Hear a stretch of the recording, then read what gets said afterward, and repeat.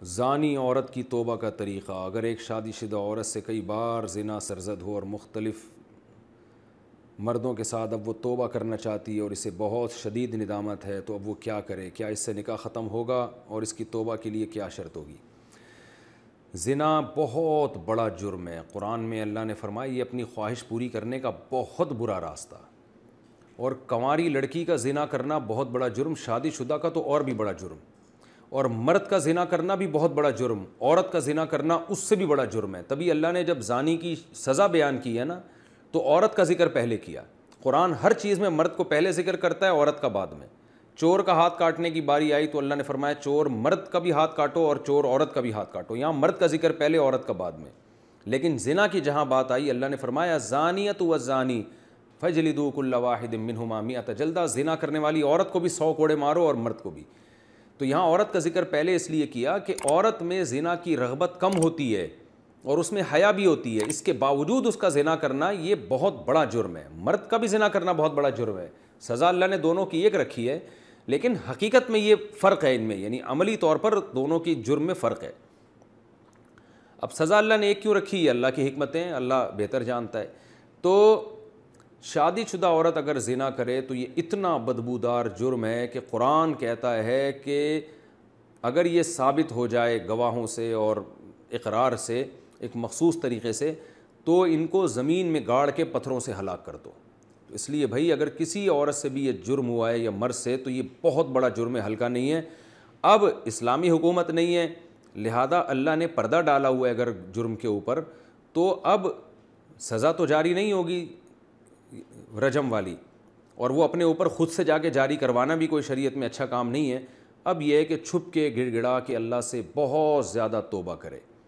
اللہ غفور الرحیم ہے، بڑے بڑے گناہوں کو معاف کر دیتا ہے. اور آئندہ کے لیے ولا تقربوا الزنا، قرآن کہتا ہے ایسے کام بھی مت کرو کہ زنا کی طرف تمہاری رغبت ہو. تو اس خاتون کو چاہیے کہ خوب گڑ گڑائے اللہ سے اور کچھ صدقہ خیرات بھی کرے، اور دوبارہ من تاب وآمن وعمل عملا صالحا، جیسے اللہ نے سورہ فرقان میں فرمایا جو توبہ کر لے گا اور اپنے عقیدے کو مضبوط کر لے گا اور آئندہ نیک اعمال اختیار کر لے گا، تو اللہ اس کے گناہوں کو معاف کر دے گا. تو ان کو چاہیے خوب اللہ سے توبہ کریں اور آئندہ کے لیے اپنی زندگی تبدیل کر دیں.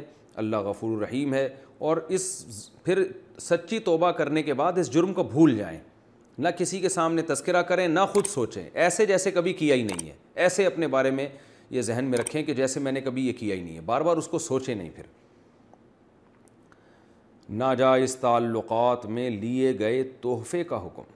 اگر کسی کا ناجائز ریلیشن ہو اور محبت میں تحفے کا لین دین ہو، تو کیا اب ان تحفوں کا حکم کیا ہوگا؟ کیا وہ واپس کرنا ضروری ہیں؟ اگر اب اس بندے سے رابطہ نہیں ہے تو کیا اس سے رابطہ کر کے اسے سارے تحفے واپس کیے جائیں یا اس کی قیمت واپس لی جائے، یا اس کی قیمت واپس کی جائے؟ اس بارے میں رہنمائی فرمائیں. دیکھیں اگر کسی سے خدا نخواستہ ناجائز تعلق تھا تو اس نے جو گفٹ اس تعلق کو پیدا کرنے کے لیے دیے ہیں، یعنی کسی نے کسی عورت کو گفٹ دیے، نیت اس کی یہ تھی کہ تاکہ اس گفٹ سے یہ میرے ساتھ ناجائز تعلق رکھے، اور خاتون نے بھی لیے اسی نیت سے کہ بھئی میں اس لیے لے رہی ہوں تاکہ میں اس کی خواہش پوری کروں، اس کے ساتھ ناجائز تعلق رکھوں، تو پھر تو یہ گفٹ کا لین دین بالکل حرام تھا اور اس خاتون کے لیے اس گفٹ کا استعمال جائز نہیں ہے. اس کو صدقہ کر دیں وہ، یا اس گفٹ کو یا اس کی قیمت کو. لیکن اگر ایسا نہیں تھا، گفٹ کی بیس یہ نہیں تھی کہ یہ تعلق برقرار رہے، تو ناجائز تعلق تو برا ہے لیکن گفٹ اس بیس پہ نہیں دیا گیا تھا، تو پھر اس گفٹ کا جو لینا ہے وہ گفٹ حرام نہیں ہوگا. ہاں یہ ضرور کہیں گے ناپسندیدہ ہے، نامناسب ہے.